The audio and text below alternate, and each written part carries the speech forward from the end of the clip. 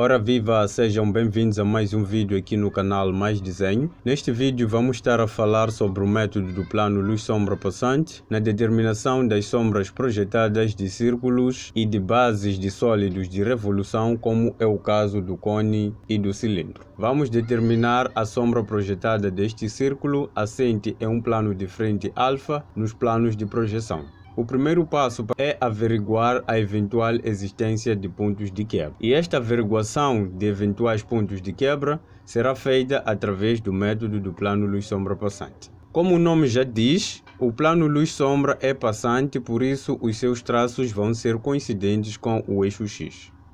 Como podemos ver, não existe aqui nenhum ponto de interseção aparente entre o plano luz-sombra passante e o plano de frente, que é o plano que contém o círculo. Sendo assim, vamos ter que definir o plano luz-sombra passante através de duas retas, que neste caso, uma das retas vai ser o eixo X e uma outra reta oblíqua passante, cujas projeções são paralelas em relação à direção luminosa. Isto é, as projeções da reta farão ângulos de 45 graus de abertura à esquerda com o eixo X. Como podemos ver, a reta L é concorrente com o eixo X neste ponto, cujo nome não foi designado. A seguir, vamos determinar o ponto de interseção entre a reta L e o plano de frente alfa. A reta de interseção resultante entre o plano luz-sombra passante e o plano de frente é uma reta fronto-horizontal. Esta reta fronto-horizontal será definida por um ponto e uma direção. Qual é a nossa direção? Nós sabemos que a reta fronto-horizontal tem as suas projeções paralelas em relação ao eixo X. O que vamos fazer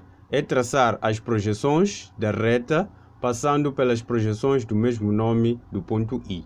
Isto significa que a projeção frontal da reta I irá passar pela projeção frontal do ponto I. E a mesma coisa vai acontecer com a projeção horizontal da reta I, que neste caso vai coincidir com o traço horizontal do plano de frente. Bom, como podemos ver, a reta I interseta o círculo em dois pontos, que são os pontos Q e K, e divide o círculo em duas partes. Temos esta parte de baixo, que corresponde ao arco maior, e temos esta parte de cima em azul, que corresponde ao arco menor.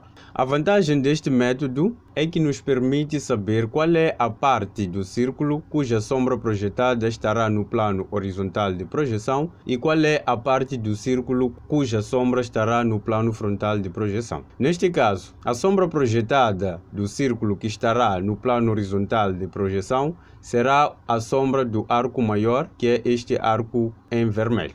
E a parte do círculo cuja sombra projetada estará no plano frontal de projeção será este arco menor em azul. Bom, primeiro vamos encontrar a sombra projetada deste arco menor, cuja sombra se projeta no plano frontal de projeção. Uma vez que o plano que contém o círculo é um plano de frente e é paralelo em relação ao plano frontal de projeção, a sombra deste arco menor será um arco do círculo geometricamente igual ao círculo dado, ou seja, terá o mesmo raio que o círculo dado. Para podermos traçar esta sombra, vamos encontrar a sombra do ponto O. Bom, como podemos ver, a sombra real do ponto O localiza-se no plano horizontal de projeção e a sombra do arco menor, em azul, localiza-se no plano frontal de projeção. Isso significa que não é possível usar como centro OS1, já que a sombra do arco menor e a sombra real do ponto O encontram-se em planos distintos. Para tal, vamos ter que recorrer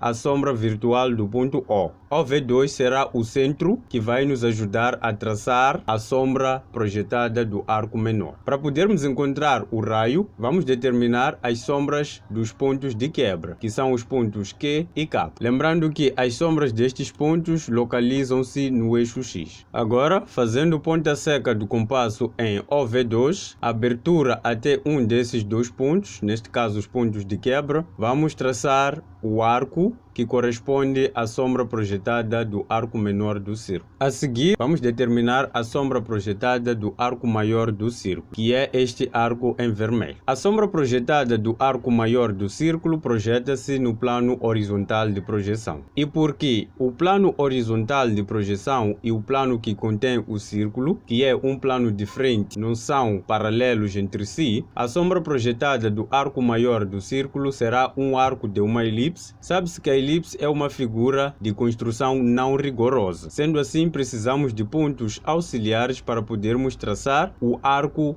da elipse. Temos aqui 5 pontos, que são os pontos A, B, C, D e E. O passo a seguir é determinar as sombras reais destes pontos. Bom, já foram determinadas as sombras reais dos pontos auxiliares. O passo que se segue é simplesmente pegar no lápis e a mão livre, unir as sombras reais dos pontos auxiliares e assim vamos ter a sombra projetada do arco maior do círculo. E assim temos a sombra projetada do nosso círculo.